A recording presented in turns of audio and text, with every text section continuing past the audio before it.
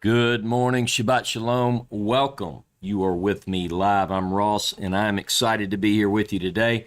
You are joining us for a Sabbath morning scripture study. We're in the book of Numbers. We are in the wilderness. In Hebrew, the name of the book of Numbers is Bamidbar, in the wilderness, and we are dealing with, surprise, surprise, a rebellious group of grumbling discontents.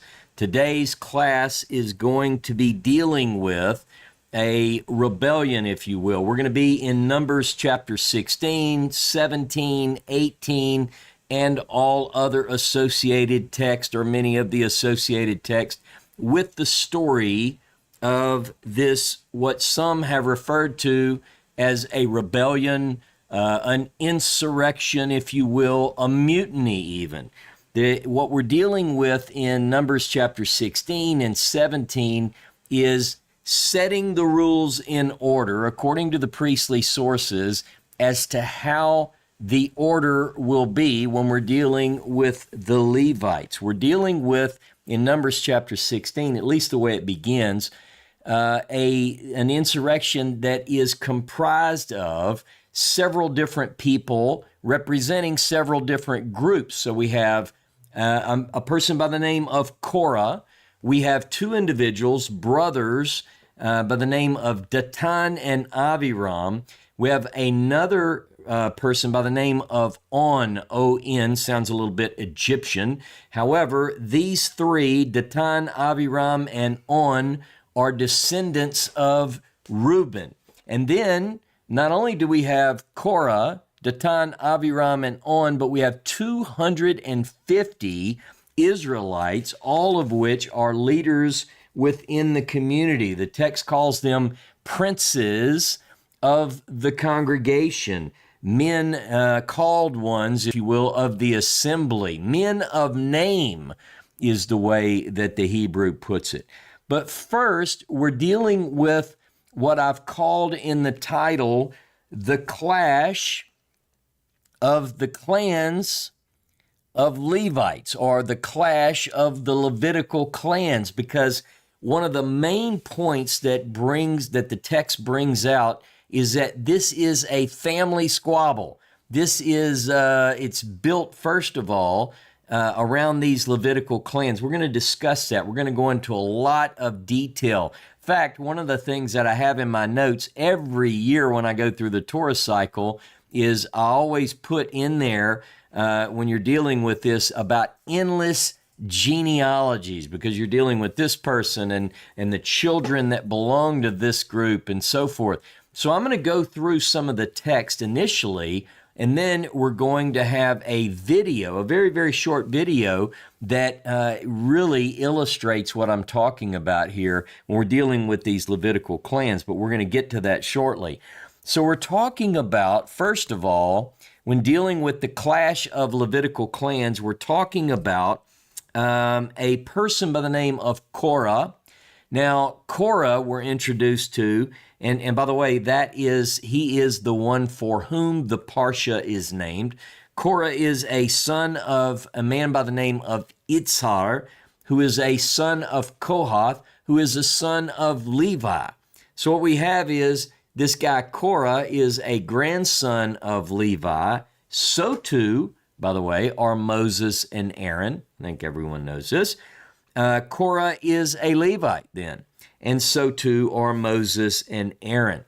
Now, there are three branches of Levites. Again, I'm going to go through some of this material, then we're going to show it to you so it really gets inside here and you fully grasp what we're dealing with in this particular structure. Now, these three branches of the Levites, each descending from the sons of Levi, and our sources are fairly consistent on this, meaning, for the most part, every text we look at, we meet with the same names. And I'm going to go through some of these texts. So work with me. We're going to go through, not every text, but we're going to go through quite a few. So go with me, first of all, to Genesis chapter 46 and verse 11. I just want you to see the family that we're dealing with when we have the clash of the Levitical clans. Well, who are the Levitical clans? Here they are, Genesis 46:11, and it says, Levi, Levi's sons, Gershon, Kohath, and Merari. Those three, almost without exception, throughout the biblical text, you're going to see listed the same. The same names occur, these three sons. And you might say, well, of course you do. That's not always the case. I'll give you a couple of examples, and this is just for your notes. In 1 Chronicles chapter 6, instead of Gershon, the text reads Gershom. Now, this is just a slight variation in the genealogy. But Gershon, Kohath, and Merari. One more text. Look with me at Exodus chapter 6. Exodus chapter 6. And I want you to look down at verse 16. Exodus 6:16. These are the names of Levi's sons by their lineage: Gershon, Kohath, and Merari. So again, pretty consistent throughout the text. Just for your notes, you can put down in your notes Numbers chapter 3 and verse 17, Numbers chapter 26 and verse 57. But I'm not going to go through all of these. Just mark it in your notes that consistently we have the three sons of Levi as Gershon, Kohath, and Merari. Now, each of these descendants of Levi, each of these branches, familial branches, each of these clans as they become, have sacred duties assigned to them according to the Pentateuch, and we're going to get into a little bit of that, but what I really want to focus in on is the descendants of Kohath. Again, Gershon, Kohath, Merari. I want to focus on Kohath, so I want you to look with me at Numbers chapter 3, and verse 31. And Numbers 3, verse 31 says the following. Again, I'm just picking up a little bit here and there, Numbers 3:31. Their duties, talking about the Kohathites, comprised the ark, the table, the lampstand, the altars, and the sacred utensils that were used with them, and the screen, all the service connected with these.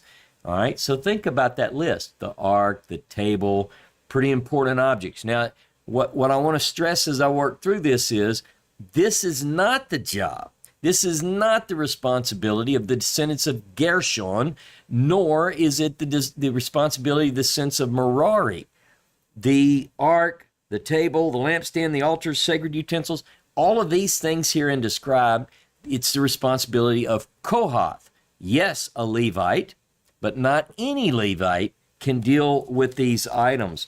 Look with me next at chapter 4, verse 4, Numbers chapter 4, verse 4. It says, this is the responsibility of the Kohathites. In the tent of meeting, the most sacred objects.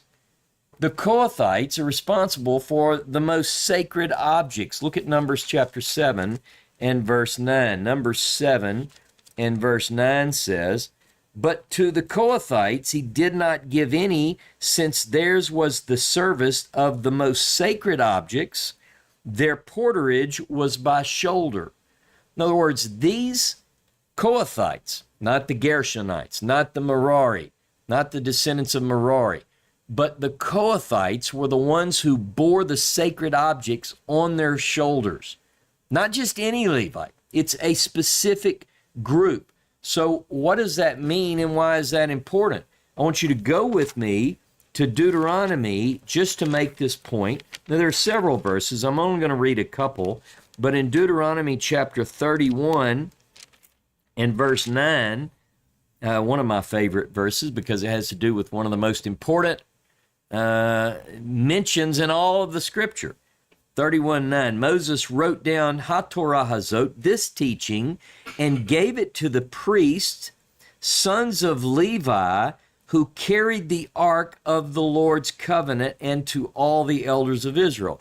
I'm going to make some points about this later, By the way, we are doing a live Zoom discussion if you're watching this live. We're going to get into some details that I don't have time to fully explore in the class. So I hope that you stick around and join us in that Zoom call, because what I want to point out is this says something very specific. Gave it to the priest, the sons of Levi. Now you go, wait a minute, the priests, sons of Levi, we're going to talk about who can be a priest. It's one of the big questions of today's class. It's one of the big questions of biblical literature. So who are the priests, sons of Levi in this English translation, JPS, who carried the ark of the Lord's covenant? Now I have news for you. Those who carried the ark of the Lord's covenant, it's a very specific group. Very specific. Not just anybody can carry the ark. Many of you have seen Spielberg. You know this. You can't just walk up and do what you want with the ark. Very specific rules. According to the priestly sources, we have one set of rules. This is interesting. Put this in your notes and remind me in the Zoom call, because we're going to get into this. Look with me at Joshua chapter 3. Joshua chapter 3 and verse 3. And charge the people as follows. I'm just picking up. I'm not reading full context in all of these. I realize. Go do this on your own later if you choose. It says, when you see the ark of the covenant of the Lord your God being borne by Levitical priests, you shall move forward, follow it, but keep a distance of some 2,000 cubits from it. Just make a note. Who is it that bears the ark of the covenant? And here, in the English at least, is called the Levitical priest. Now, we have a certain idea who is a Levitical priest. This is all what we're talking about today. Here are a couple of other verses for your notes to look at later. Joshua 8:33, 1 Chronicles 15:15, 1 Chronicles 15:26, and 1 Chronicles 31 and 25. Now, wait a minute. Wait, let me see something. Make sure that I think that my reference is actually Deuteronomy 31:25. Let me double check that. That's an important part. I want to make sure I get this in the notes. So, Deuteronomy 31 and verse 25. That's right. Deuteronomy 31:25 is what I meant. Moses charged the Levites who carried the ark of the covenant of the Lord, saying, take this book of the teaching and place it beside the ark of the covenant of the Lord your God. Now, who is Moses talking to? This is important contextual information that students of the Bible need. If Moses is addressing the Levites who carried the ark, you ought to say, I ought to say, who does carry the ark? It's the descendants of Kohath. Very clearly stated in the text. Now, again, the descendants of Kohath are responsible for the most holy things. It is they who are responsible for the ark, the table, all of the most holy objects, and only they can carry the holiest. So when we read in Deuteronomy, the priest, the Levites who carried, we ought to say, if this is a true statement, and we have reference to who it is that carries those two together. If A equals B and B equals C, then A equals C. It's that kind of thinking. We have to make these connections when we studied it. So, Kohath has 4 sons. Again, I'm going to illustrate this for you in a minute thanks to Seth's work, but go with me to Exodus chapter 6. Kohath, the Kohathites who carry the most holy objects, 4 of those, 4 families, 4 sons of Kohath. Exodus 6 and verse 18. Exodus 6:18 says the following. The sons of Kohath, Amram, Itzar, Hebron, and Uziel. So these four are the names of the sons of Kohath. Go with me to Numbers. I'm just going to give you a couple of these over and over in the Bible. It repeats and gives the same names. Numbers 3 19, the sons of Kohath by clan, Amram, Itzhar, Hebron, and Uzziel. You'll hear these enough today that you'll just be walking around your house saying, these are the sons of Kohath, and working through these over and over. I hope that's not the case, but it could be. There are several more references in 1 Chronicles.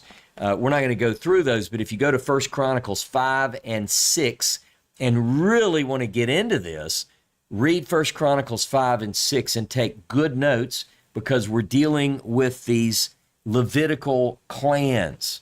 Now, what we have here is Levi.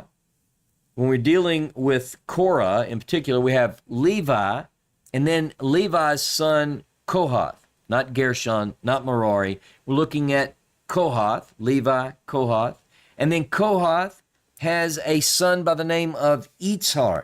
Itzhar is then a Kohathite, and he is a Levite. So the point is, we're trying to establish, like some people, you say, well, the priests are Levites, but not all Levites are priests. In the same way, Kohathites are Levites, but not all Levites are Kohathites. This is very important. You might not think so, but you never know when someone's going to call you in the middle of a trivia game and say, you're my one call, help me win $1 million. You'll know it, you'll be able to give it to them, and maybe they'll split it with you. Part of the group, when we're dealing with the Kohathites, we're dealing with part of the group that is responsible for the most holy objects. So the Kohathites are not often brought into focus as much as just general discussion of the Levites. Now, Moses and Aaron, by the way, are also Kohathites. Moses and Aaron are descendants of Kohath. Go with me back to Exodus chapter 6, and I want you to look at verse 18, Exodus 6:18. In Exodus 6:18 and following, the sons of Kohath, Amram, Itzhar, Hebron, Uzziel. The span of Kohath's life was 133 years. Then it says the sons of Merari, Mali and Mushi. These are the names of the Levites by their lineage. Then it says, verse 20, Amram took to wife his father's sister, Yocheved, and she bore him Aaron and Moses, and the span of Amram's life was 137 years. Now, I know this is difficult just to hear it, but as you look at it, and we'll illustrate it for you to make more sense, the sons of Itzhar, Korah, Nepheg, and Zikri, and then it goes into the other sons and the descendants.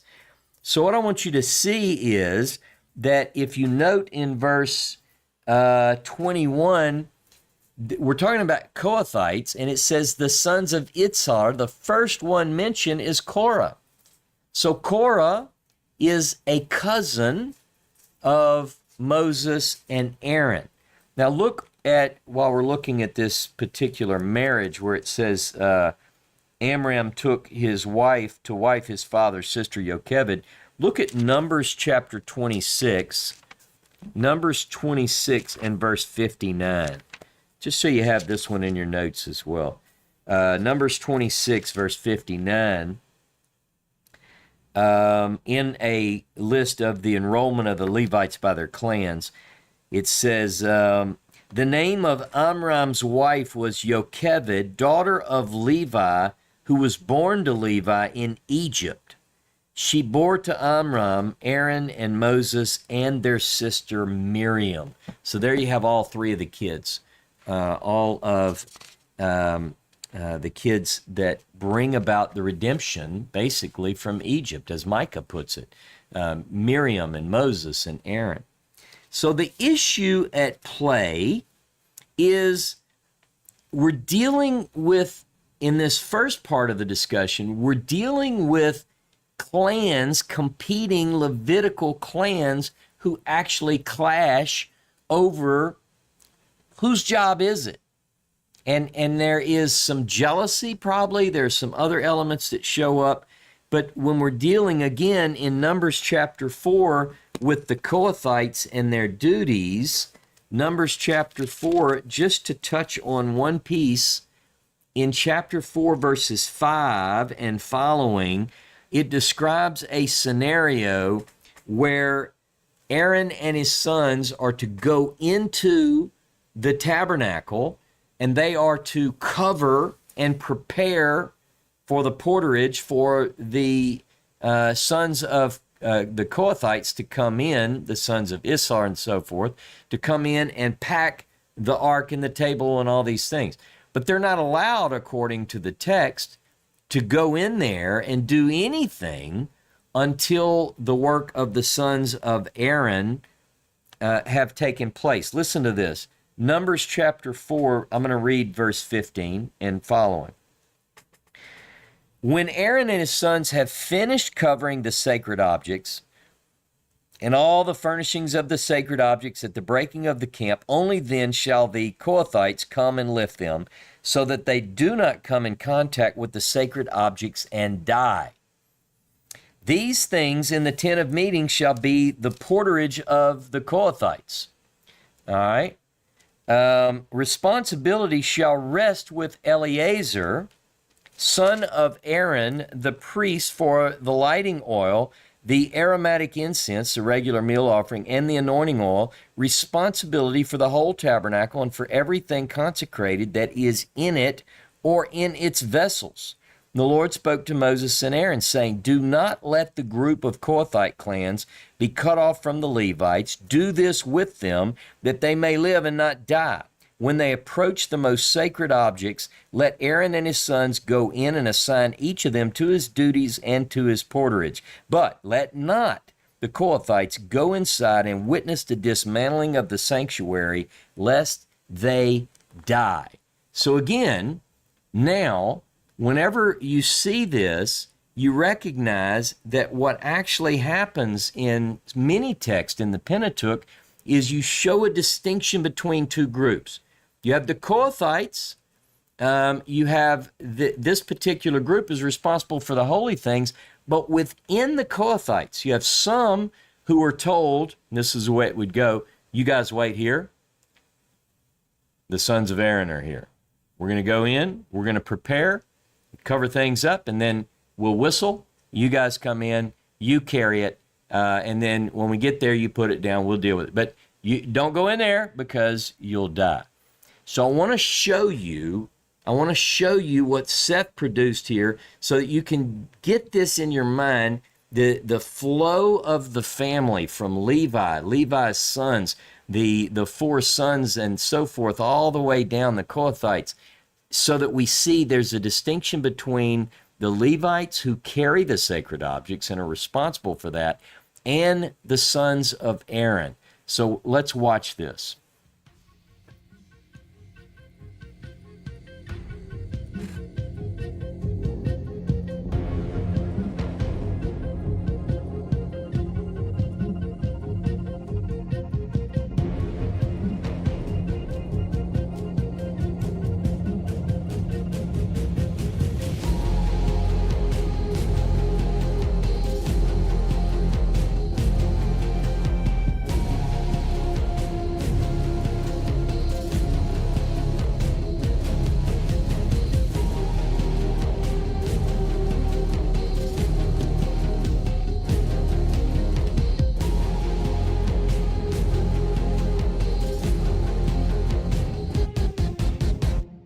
So this is a major point in biblical literature. From this particular place on, especially, we have priestly sources which say very clearly that you can be a Levite and you can have very, very big responsibilities, but unless you're a descendant of Aaron, if you are not a descendant of Aaron, you can't be in the priesthood. All right? So those who descend from Aaron are the only ones, according to the priestly writers, stick with me, who can become a priest. But then other texts seem to suggest that there is a little bit of difficulty in getting to that place. We're going to talk more about that as we work through. But what we're dealing with is, again, all priests, according to the priestly writers, are Levites, but not all Levites can be priests. But again, if you look at Deuteronomy chapter 31, verse 9, Deuteronomy chapter 31, verse 25, in fact, we're going to read some text in Deuteronomy that suggests that there is something else going on here. So, who are the priests? Who are the Levites? What's the difference? Does it matter? It really, really matters, as you'll see. Now, Numbers chapter 16 and Numbers chapter 17 have a major at least two separate challenges against the leadership of Moses and against Aaron. Some have suggested that we have a civic rebellion, a rebellion against civic authority, and a rebellion against religious authority. Basically, it is an insurrection against the authorities who've been placed over them according to the text by God. So I want to go, if you'll join me, go with me to Numbers chapter 16, and I'm just going to read that opening few verses of this particular portion, Torah portion, and we're going to, so we begin in Numbers 16:1. Now Korah, son of Ishar, son of Kohath, son of Levi, betook himself, says the Hebrew, along with Datan and Abiram, sons of Eliav, and On, the son of Pelath, descendants of Reuben, to rise up against Moses, together with 250 Israelites, chieftains of the community, chosen in the assembly, men of repute, says the JPS, men of the name. They combined against Moses and Aaron and said to them, "You've gone too far. For all the community are holy, all of them, and the Lord is in their midst. Why do you raise yourself above the Lord's congregation?" So what we have here is the rebellion, the insurrection is challenging Moses and Aaron, and basically, and they've got 250 rabble-rousers with them, and all of these, so you've got 3 of Reuben, at least 3. We know that there are probably others in the 250, but by name, we have Datan, Abiram, and On. Now, On is one that you read it, and it's like you never hear of this person again. And, well, he met with a bad fate, but I mean, you get the idea that this is, but 3 are named, and of Reuben, 3 Reubenites, Korah, who is a Kohathite, and then you've got all these other 250 insurrectionists. Rav Lechem, it says, Korah, the rebellion says to Moses and Aaron, plural, you have much. There is much to you.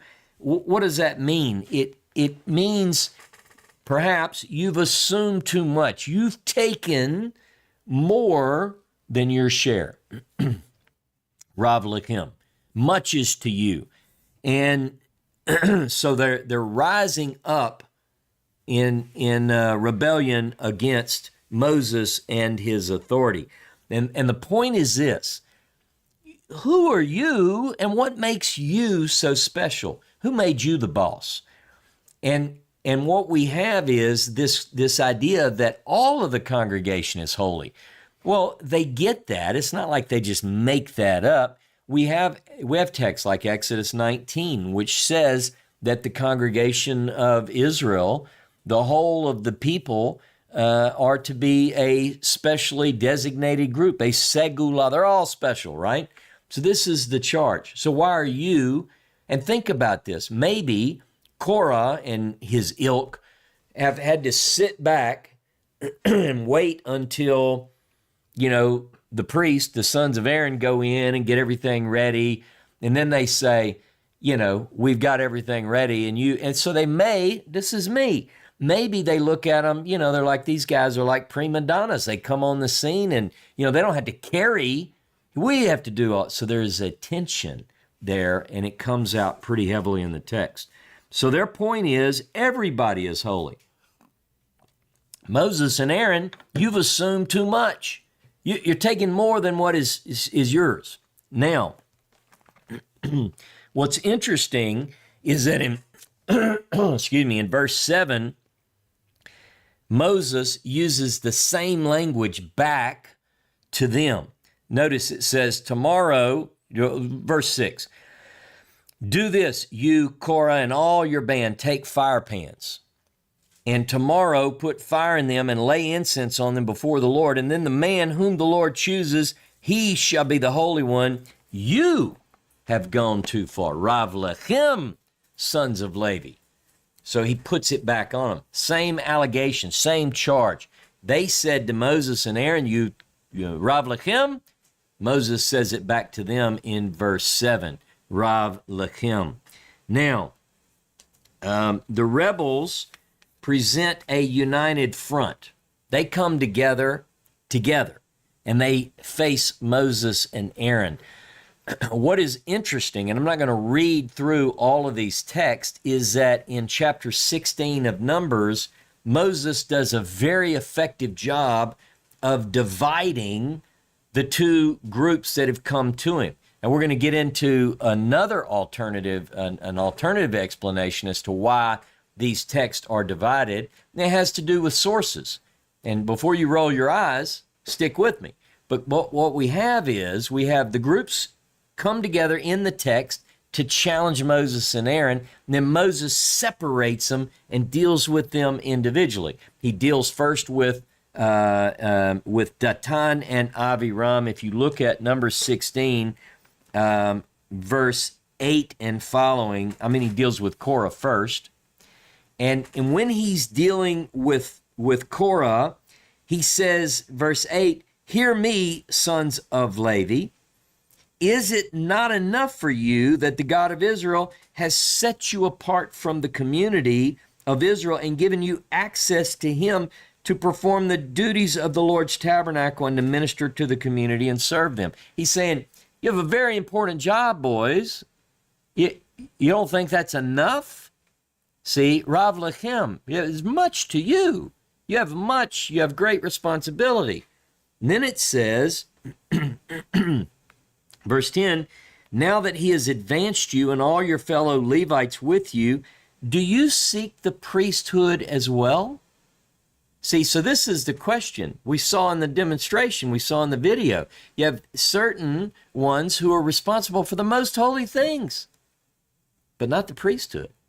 So what he's saying is you're jumping the fence. You're out of your lane of responsibility. You've assumed too much. You're now wanting something which is not yours. And so then he next moves to the descendants of Dathan and Aviram. What's ultimately, in fact, let's look at that verse 12. And Moses sent for Dathan and Aviram, sons of Eliab. Now remember, these and On, who's not mentioned here, are descendants of Reuben. And he says, he calls them to come, and they refused. Well, we will not come, say the Reubenites. Is it not enough that you, this is their message to Moses, you brought us from a land flowing with milk and honey to have us die in the wilderness, and you would also lord it over us? See, they're being a little bit sour. They're like, you not only did you bring us from a land of milk and honey, notice the twist. Like Moses in the Pentateuch is making the point, we're going to a land of milk and honey. These guys, Reubenites, are saying, we were in a land of milk and honey. You took us from a good place, and now we're out here, we're going to die. So they refuse to go. And Moses was much aggrieved. And he said to the Lord, pay no regard to their oblation. I've not taken an ass from any of these guys. He's saying, I hadn't taken anything, nor have I wronged any of them. Don't even accept their oblation. So Moses has had enough. He is fed up, particularly with this group, Datan and Aviram. So what we then have is the showdown, the actual clash of Levitical clans. And what we see in the rest of Numbers 16 and 17 is an attempt by the writer to make it very crystal clear that what we're dealing with is an attempted mutiny, an attempted usurpation of the priesthood, and divine punishment is the deal breaker. Divine punishment makes the point very clear, according to the priestly writer, that the sons of Aaron are the only ones allowed to become a priest. So we have this thing about the fire pans. Now, what's interesting is this fire pan scenario is reminiscent. In fact, the language is very similar to where the ultimately fire rushes out and consumes those who are opposed to Moses, Aaron, and the true priesthood. But that language is similar to what we read in Leviticus chapter 10 when Aaron's two sons, Nadav and Abihu, are consumed by the flame. The fire comes out and gets them. This is the same kind of language. So it's dangerous, is the point of the priestly writer, to challenge the priest, right? So when you read these stories, you say, wow, the point is being made very clear. Look at verse 25. Well, let me go to chapter 16, verse 16.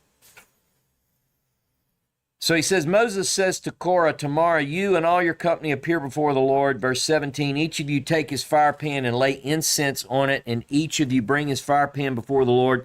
250 fire pans. And each of them took his fire pan, put fire in it, laid incense on it, took his place at the entrance of the tent of meeting. You can read this story. If you're a Bible person like me, you know this is going the wrong way. This is bad. This is not going to turn out good for these guys. 19, Korah gathered the whole community against him at the entrance of the tent of meeting. The presence of the Lord appeared to the whole community, and the Lord spoke to Moses and Aaron and said, stand back from this community that I may annihilate them in an instant.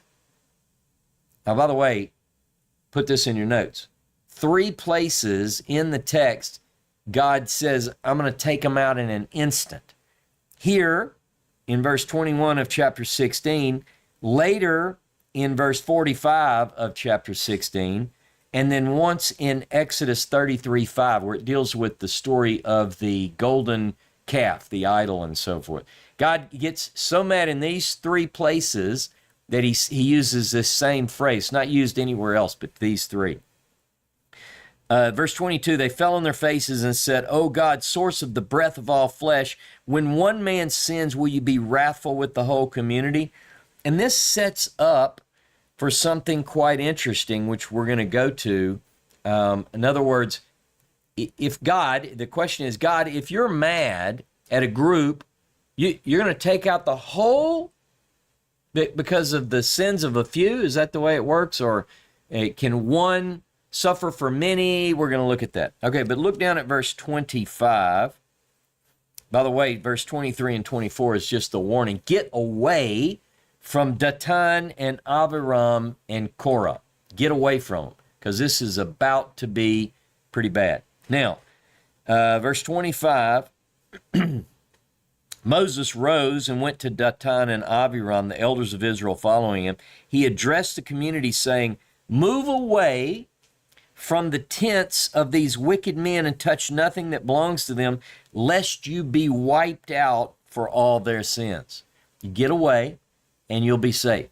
You too close, you're going to get caught up in the flames. So they withdrew from the abodes of Korah, Datan, and Abiram. Now, Datan and Abiram had come out, and they stood at the entrance of their tents with their wives, their children, and their little ones. And Moses said, by this you shall know that it was the Lord who sent me to do all these things, that they are not of my own devising. If these men die, as all men do, if their lot be the common fate of all mankind, it was not the Lord who sent me. He's pretty sure this is about to be bad, right? But if the Lord brings about something unheard of, so that the ground opens its mouth and swallows them up with all that belongs to them, they go down alive into Sheol, you shall know that these men have spurned the Lord. And scarcely had he finished speaking all these words when the ground under them burst asunder, and the earth opened its mouth and swallowed them up with their household, all Korah's people. Everybody say, all Korah's people, and all their possessions. And they went down alive into Sheol with all that belonged to them. The earth closed over them, and they vanished from the midst of the congregation. All Israel around them fled at their shrieks. I can imagine. For they said, the earth might swallow us. And a fire went forth from the Lord and consumed the 250 men offering the incense. This is bad. Now, verse 32, again, make the point in your notes that here it says that all of Korah's people are victim of this punishment. And we're going to come back to that soon. Now, these fire pans, imagine the scorching fire comes out. Again, same language we see in Leviticus 10 for Aaron's two sons who offered a strange fire. So that gives us probably one of the only biblical clues about what that problem was. You know, people have proposed, well, maybe they had too much, maybe they were sipping on a little bit of grandpa's cough syrup, they were drinking a little alcohol, they were doing something wrong that caused that to happen. But what it seems from the biblical context here is that something about an unauthorized use of or burning of incense. So there's something going on here that we need to take note of. But what happens is that as you move into chapter 17, the fire pans that did belong to the insurrectionists are beaten and used to go around the altar. And what happens as you read through the narrative is people accuse Moses and Aaron of causing the death of the people who rebelled against Moses and Aaron. So they blame Moses and Aaron for this. But what I want you to notice is, remember back in verse 32, it says that all of Korah's, let's see how it puts it, all Korah's people and all their possessions were swallowed up. But then we read something different. Go with me to Numbers 26, and beginning in verse 7. Numbers 26,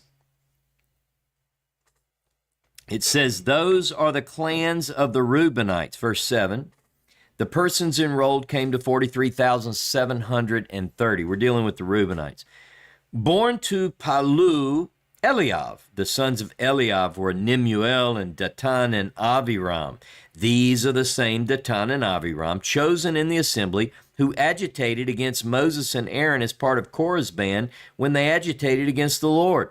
Whereupon the earth opened its mouth and swallowed them up with Korah when that band died, and when the fire consumed the 250 men, and they became an example. And you go, oh yeah, I remember that story, Ross. We just read that. These are the guys, Datan and Abiram, sons of Eliab, sons of Reuben.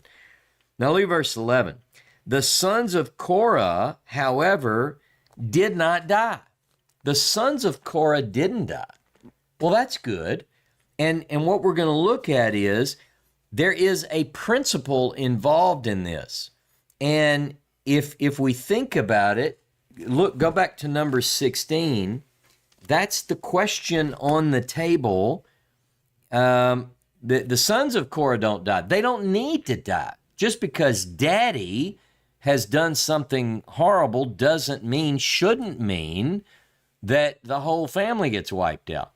But in Numbers 16, this verse 21, the Lord is speaking to Moses and Aaron. He says, stand back that I may annihilate them in an instant, meaning those who rebelled and so forth. But they fell on their faces, Moses and Aaron, O God, source of the breath of all flesh, when one man sins, will you be wrathful with the whole community? See, they're reminding God of justice. We see this in the Abrahamic narratives in chapter 18, chapter 19, where the destruction of Sodom and Gomorrah. Abram Abraham is appealing to God's justice and righteousness when he says, shall not the judge of all the earth do justice? Same question here. So the principle that I want to highlight is that we have several texts in the Hebrew Bible that make it clear that there is this one view that comes out very strongly, that one person doesn't die because of the sins of someone else. Let me give you a couple of examples. Go with me to Deuteronomy 24 and verse 16. Parents shall not be put to death for children, nor children be put to death for parents. A person shall be put to death only for his own crime. Well, that makes sense. I mean, that's the way it should be. Just because someone does something bad doesn't mean that their descendants should necessarily suffer because of it. I know that there are other views on this. We're going to talk a little bit about that, but I want to make this point very clearly. Go to Jeremiah chapter 31, Jeremiah 31, and many of you are saying, the new covenant. Yes, you're right, the new covenant. Maybe the new covenant changes that. Maybe the new covenant, a lot of people think the new covenant says that one person can die for the sins of others. But look, chapter 31 of Jeremiah, look at verse 29. In those days they shall no longer say, parents have eaten sour grapes and the children's teeth are blunted. But everyone shall die for his own sins. Whoever eats sour grapes, his teeth shall be blunted. Interesting. Jeremiah 31, right after that, it says, behold, a time is coming, declared the Lord, when I will make a new covenant with the house of Israel and the house of Judah. In the context of the new covenant, we just read, and I find this interesting, everyone shall die for his own sins. Interesting passage. But what happens is, and God challenges this here and in Ezekiel 18, where'd you get this proverb? And then he uses this idea that so many people think. A lot of ministries make a lot of money off of generational curses. If you donate enough, they'll break that generational curse. And, the bottom line is, if you go to Ezekiel 18, let's just read Ezekiel 18, 1 through 4. This is straighten out most of the theology where people are skewed on this. The word, Ezekiel 18, and by the way, read the whole chapter later, 18:1 of Ezekiel. The word of the Lord came to me, Ezekiel first person. What do you mean by quoting this proverb upon the soil of Israel? Parents eat sour grapes and children's teeth are blunted. As I live, declares the Lord God, this proverb shall no longer be current among you in Israel. Consider, all lives are mine. The life of the parent and the life of the child are both mine. The person who sins, only he shall die. And then it gives several examples. All right, let's say that a man is righteous and his son is bad, and and it goes through that. It makes it very, very clear. Same thing. Person that sins, that's guilty, not someone else, not the father, not the son. Ezekiel, by the way, again, Ezekiel 18, Ezekiel 33, straightens out a world of wrong theology if we just open our eyeballs and read it. 1 Chronicles 6, again, a lot of people, I would say that Chronicles is one of the least known books of the Hebrew Bible. People, they open it up and they get into the begets and the begottens, and it's just, let's face it, it's not fun reading for a lot of people. And people don't know why it's important. But once you begin to really dig deep in biblical text, even those genealogies become important. And so we're going to go back and connect some dots here. We have Levi, we have Kohath, we have the descendants of Kohath, one of which is Korah. Korah is part of the rebellion. Korah is killed, but his sons don't die. And we're going to now look a little bit at that and show something quite incredible. I've brought this up in previous teachings, but it's so powerful. It's one of those points that you just can't say enough. So first, Chronicles 6, if you begin in verse 1, this is a Levitical genealogy. And I think it's very important that people study this for a couple of reasons. One, because of the textual discrepancies and difficulties. You know, a lot of people are out there teaching about all the problems in New Testament genealogies, and what I tell them is, well, don't read Chronicles then. Behold, don't look at the looking glass, because you'll find them in the Hebrew Bible too. Very difficult textual problems with some of these. But we're going to look at 1 Chronicles 6 and verse 18. Now, if you're in an English Bible, a Christian Bible, it's going to be, I think, chapter 6, verse 33. The verses are really different in English and Hebrew here. Those were appointed men, and their sons were the Kohathites, Heman, it looks like He-Man, but that's a super character like in Superman or something. But this is Heman the singer, son of Yoel, son of Samuel, and so forth. By the way, we're talking about the Davidic appointment of some of these, the priests, the Levites, over the service of the temple. Ultimately, that's what happens. So what we see here is that one of these Kohathites is Heman, the singer. Now, I know this guy. You should know this guy too. Look at Psalm 88. Psalm 88. Oh, He-Man. It's actually Heman. Look at verse 1, or the introduction. It says, a psalm of the Korahites for the leader, Notseach. By the way, this would be a great class on the Notseach Psalms. If you go through, it's usually translated, or I should say mistranslated, as the choir master or the leader. But what does Notseach mean? Nun, Sadi, Chet in Hebrew is the root, Notseach. Interesting. Remind me of that in the Zoom call. We'll talk about it. A psalm of the Korahites for the leader on Mahalat Leonot, and that's, we don't know what that really means. A maskil of Heman the Ezrahite. Now, what's interesting is that Psalm 88, and this connection is to show that the sons of Korah who didn't die,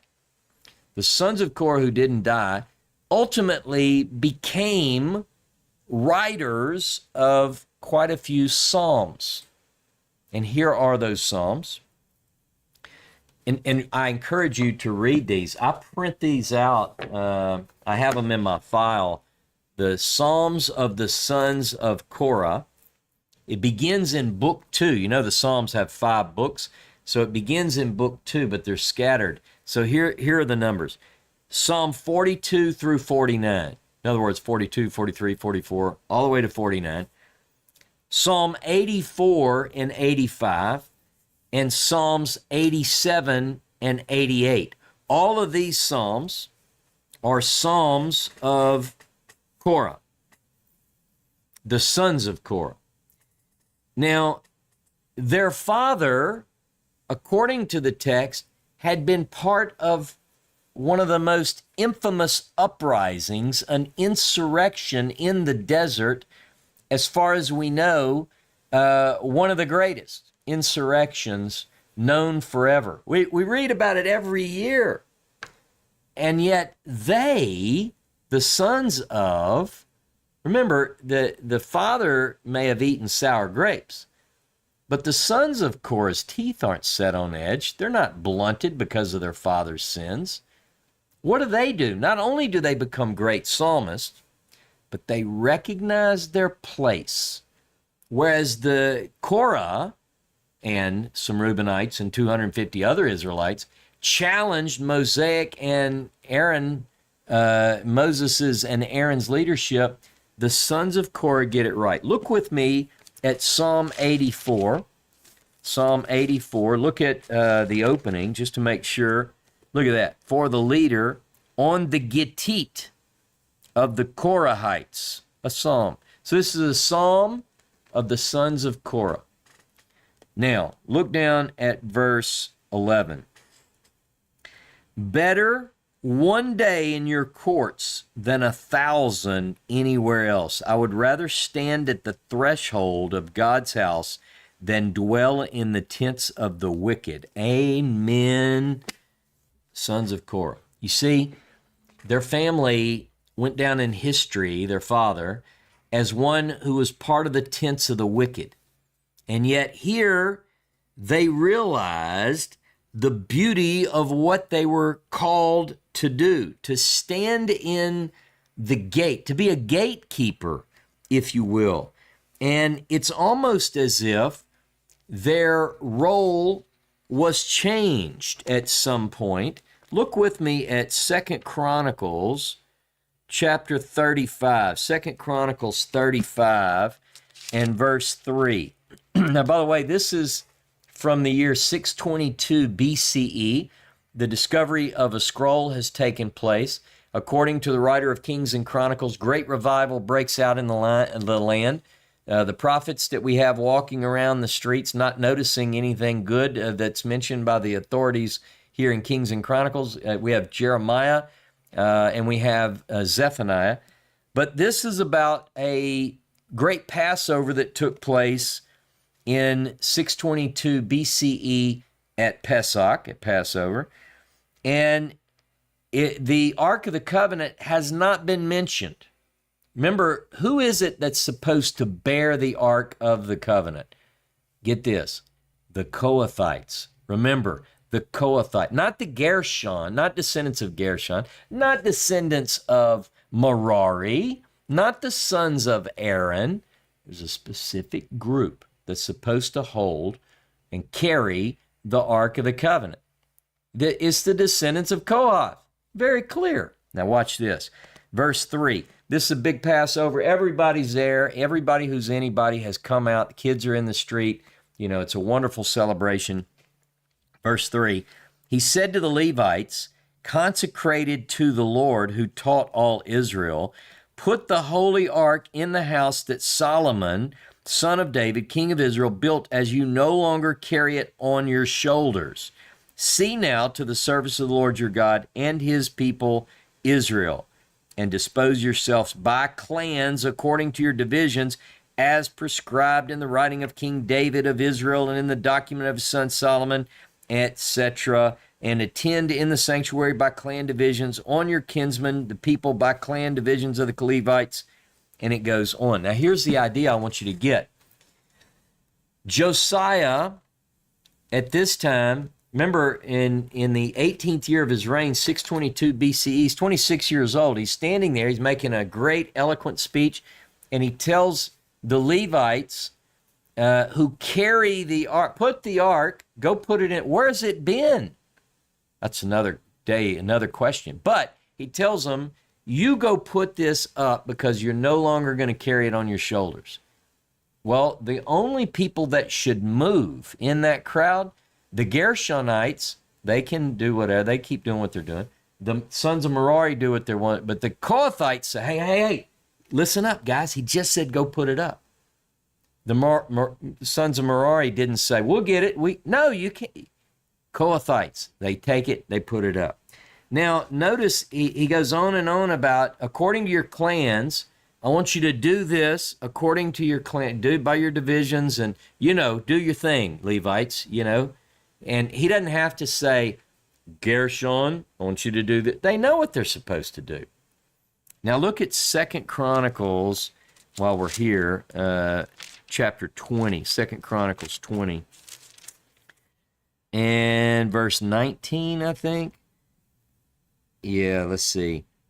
Let's look at verse 18. Jehoshaphat bowed low with his face to the ground, and all Judah and the inhabitants of Jerusalem threw themselves down before the Lord to worship the Lord. Levites, the sons of Kohath and of the sons of Korah, got up to extol the Lord God of Israel at the top of their voices. So we see a transition for the Kohathites, particularly the sons of Korah. They become leaders of song and worship. You know why?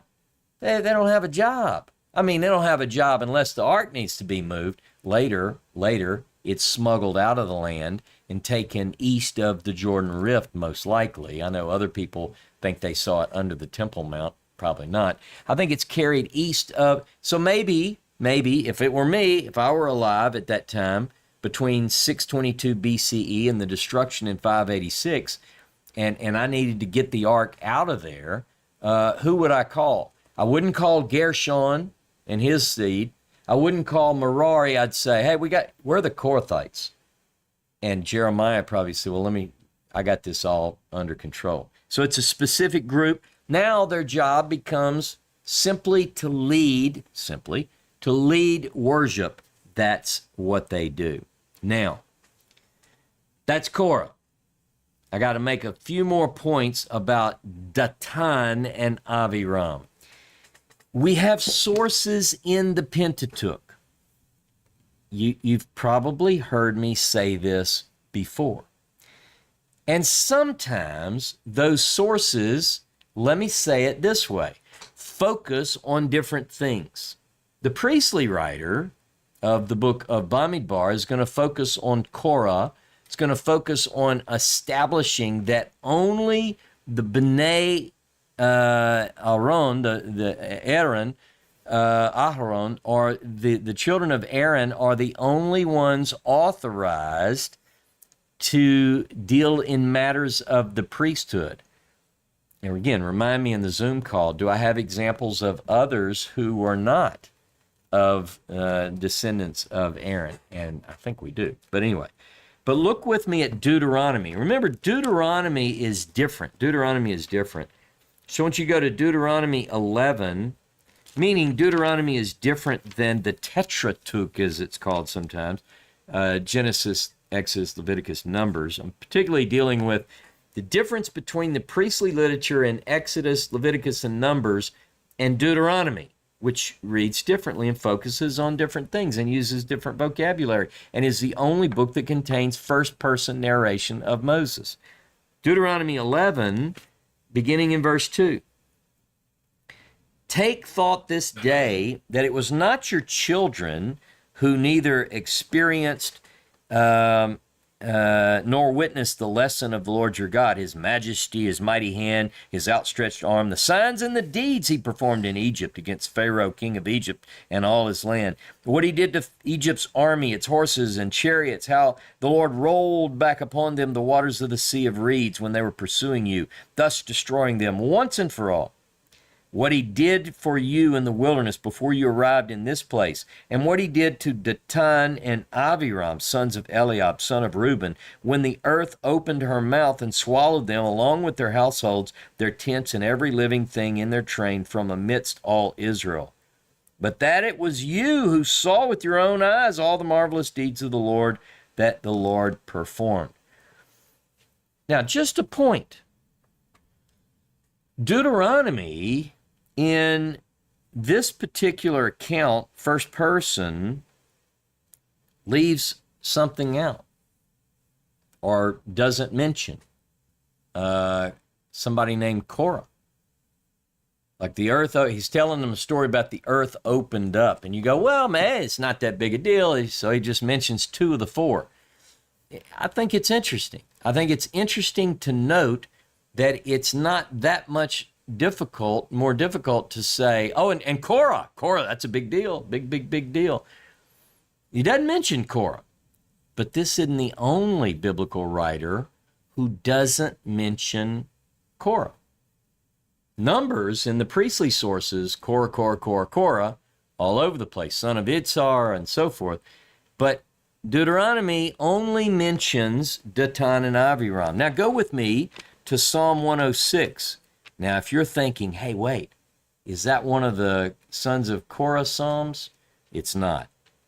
You'll see why I would bring that up in a minute. But Psalm 106, and Psalm 106 gives us a poetic look at the wilderness journey, the wilderness wanderings, the wilderness good, the bad, the ugly, and so forth.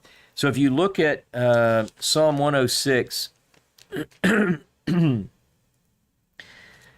And beginning in verse 6, we sinned like our forefathers. We've gone astray, done evil. Our forefathers in Egypt didn't perceive your wonders.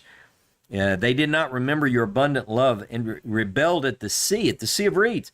Yet he saved them as befits his name to make known his might. He sent his blast against the sea of reeds, became dry. He led them through the deepest, through a wilderness. He delivered them from the foe, redeemed them from the enemy. Water covered their adversaries. Not one of them was left. See, it's clearly a poetic view of the Exodus. You would agree. We're in the wilderness. All right. Then, verse 12, they believed his promise, sang his praises, but they soon forgot his deeds. They would not wait to learn his plan. They were seized with craving in the wilderness, and they put God to the test in the wasteland. He gave them what they asked for, then made them waste away. There was envy of Moses in the camp, pay attention, and of Aaron, the Holy One of the Lord. The earth opened up and swallowed Dathan, closed over the party of Abiram. A fire blazed among their party, a flame that consumed the wicked. Goes on and talks about other events. But you notice something conspicuously missing is there's no mention here when the earth opens and the fire comes out. You got Dathan, you have Abiram, but there's no mention of Korah. We have to wonder, why is that? Could it be that the author of Psalm 106 and the text in Deuteronomy 11, which happens to be a first-person narration, clearly meant to indicate from the hand of Moses. But they don't mention, Deuteronomy and Psalm 106 don't mention Korah, only Dathan and Abiram. Numbers and the story of Korah is not mentioned in these other two sources. Question is why? Numbers presents it as a way to show that Aaron's sons outrank all other Levites. That only the sons of Aaron can be priests.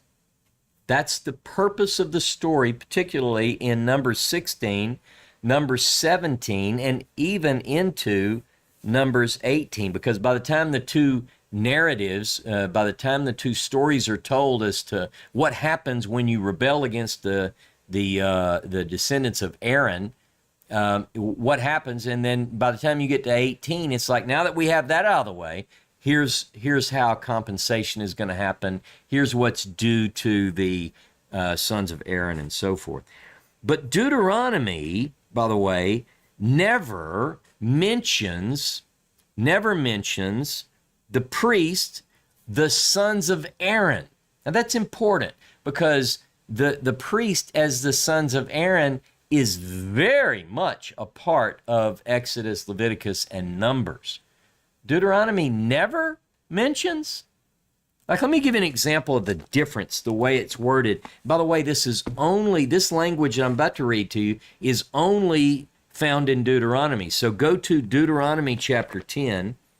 Deuteronomy chapter 10 and verse 8. Deuteronomy 10, verse 8. Let's see if that's where I want to pick up, because I might want to read more. Deuteronomy 10, verse 8. No, let me read verse, I'm sorry, verse 8.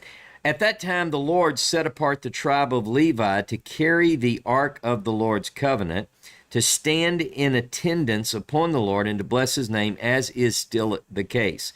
That is why the Levites have received no hereditary portion among their kinsmen, and the Lord is their portion, as the Lord your God spoke to them. Now here in the Hebrew, it refers to specifically to the priest, the Levites. The word Cohen and Levi is in this verse. Now, a lot of times the English will take the priest out because it doesn't want you to see, because then it becomes confusing, because you're like, wait a minute. The Levites are not all priests, and so it causes confusion. But look at this, the tribe of Levi to carry the ark of the Lord's covenant. Who are we talking about that? A very specific group. Look at chapter 18 of Deuteronomy, and I might pick up a couple of verses here just to make the point. Chapter 18. Yeah, okay, so verse 1, the Levitical priest, the whole tribe of Levi shall have no territorial portion with Israel. And then it goes on to their duty with offerings of fire and so forth, and sacrifices. So chapter 18 of Deuteronomy, verses 1 through 8, deal with a group that only Deuteronomy talks about, the priests, the Levites. The Levitical priest is the way some translations put it. And it seems to associate the priestly duties broader than what we find in the book of Numbers, particularly in the stories of Korah, who is not mentioned in Deuteronomy, who is also not mentioned in Psalm 106. Now, in fact, let me just put this on the table as we kind of wrap things together. One thing interesting about Deuteronomy also is that Deuteronomy only mentions Aaron 3 times. Do a search for the word Aaron, for the name Aaron, in Exodus and Leviticus and Numbers, and then look in Deuteronomy, and what you'll see is that it only mentions 3 times. Now, part of that could be, some might say, that he's dead by this point. Okay, fair enough, but here's what it mentions. In Deuteronomy chapter 9, verse 20, says that God is so angry with Aaron that he was ready to destroy him. This is when it's talking about the issue of the calf. So it tells stories while Aaron is still alive, and it's not favorable. When you get to Deuteronomy 10, verse 6, look back at Deuteronomy 10, verse 6. Again, a difference in Deuteronomy. Look at this, 10, verse 6 of Deuteronomy. From Be'erot B'nai Yakan, the Israelites marched to Moserah. Aaron died there and was buried there, and his son Eleazar became priest in his stead. By the way, Deuteronomy 10:6 mentions the death, you just heard it, of Aaron at Moserah. The priestly writers tell us not that he died at Moserah, but that his place of death and burial was someplace else called Mount Hor. So what is that about? Well, we have different sources. We have different narrative stories. So that's why we see differences and so forth. And then the final, in Deuteronomy 32:20, Aaron's death is mentioned again. The biblical text, which we love so much, I love. This is what I do every day of my life, is immerse myself in these texts. The biblical texts present us with many questions, many challenging questions, I might add. And we have to be willing to consider all possibilities that are presented by these texts. We have to ask tough questions. Why is it that Deuteronomy 11, when Moses is recounting this major insurrection with which Numbers, the priestly writer, describes as consisting of Korah, first listed, Datan and Aviram and On, and 250 men of the community, men of name, why does it only mention Datan and Aviram? Why does Psalm 106 only mention Datan and Aviram? Is it that they only know that tradition of the rebellion consisting of those two? Why does the writer of Chronicles tell us that the Kohathites and the descendants of the sons of Korah become gatekeepers? What is the connection with that? One thing is certain. The Levites are set apart for service. And one family is singled out of all the other Levites. Within this family, we have 2 families, 2 groups, which compete, clash. Sons of Amram, the sons of Itzhar.